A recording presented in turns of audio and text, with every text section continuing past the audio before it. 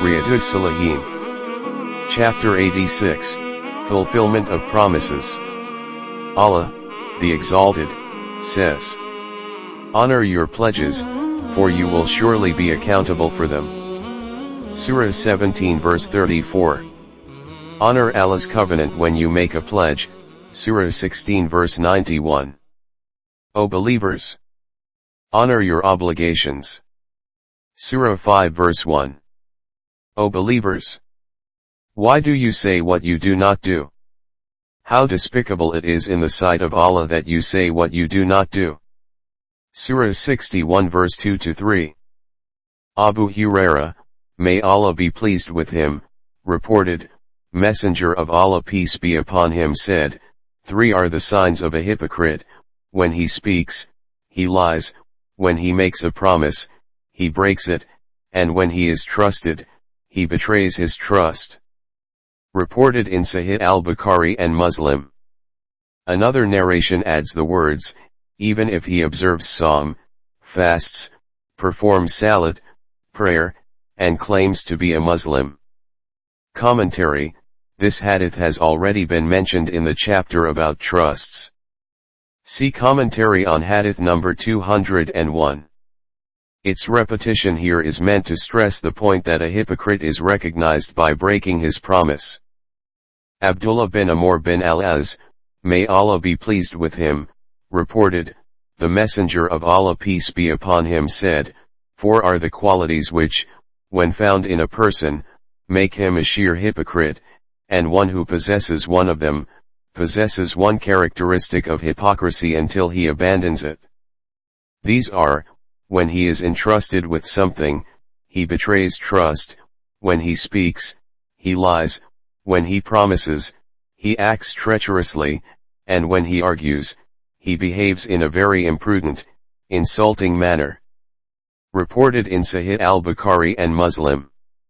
Commentary: theologically speaking, a disagreement between heart and tongue, or word and deed, about the declaration of faith in Islam is defined as hypocrisy. In the lifetime of the Prophet peace be upon him there existed a group of hypocrites whose traits of characters have been outlined in a hadith. Humanly it is not possible to perceive malice hidden in one's heart. Even Messenger of Allah peace be upon him hardly knew what lay in the hearts of people because, despite having the exalted status of prophethood, he was fundamentally a human. Allah, however, had revealed hearts to him. But today, we have no error-free source to pick hypocrites from the ranks of believers. Quite naturally, we fall back on the hadith which provides us definite symptoms of the character and manners of hypocrites, so as to distinguish them from sincere Muslims. Ulama say that there are 2 aspects of hypocrisy, relating to faith and practice. In the first case, a hypocrite conceals his disbelief in his heart, but verbally professes Islam. Anyone who belongs to this category of hypocrites will be, as stated in the Quran, in the lowest depths of the fire. Surah 4 verse 145. In the second case, a man does have faith in his heart but in practice he portrays the characteristics of a hypocrite. Unfortunately, a majority of today's Muslims practically behave like hypocrites and possess their propensities. It is this hypocritical attitude and moral deficiencies of Muslims that have degraded them and made Islam unappealing.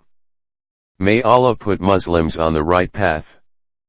Jabir, may Allah be pleased with him, reported, the Prophet peace be upon him said to me, when the revenues of Bahrain will arrive, I shall give you such and such and such. He passed away before the revenues were received. When they arrived during the caliphate of Abu Bakr, may Allah be pleased with him, he ordered to be announced, anyone whom Messenger of Allah peace be upon him promised or owed anything, should come to him. I went to him and said, Messenger of Allah peace be upon him had said to me such and such. He took a double handful out of the money and gave it to me. I counted it and found that it was 500 dirham. Then Abu Bakr, may Allah be pleased with him, said to me, take twice as much more of that amount.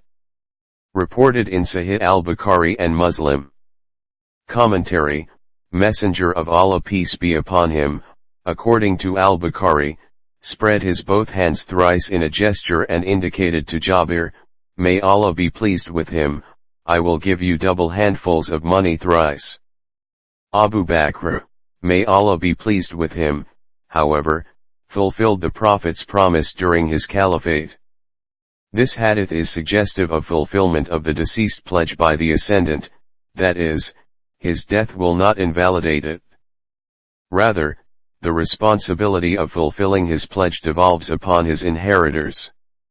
Similarly, a new ruler is under obligation to carry out the commitment made by his predecessor on the government level.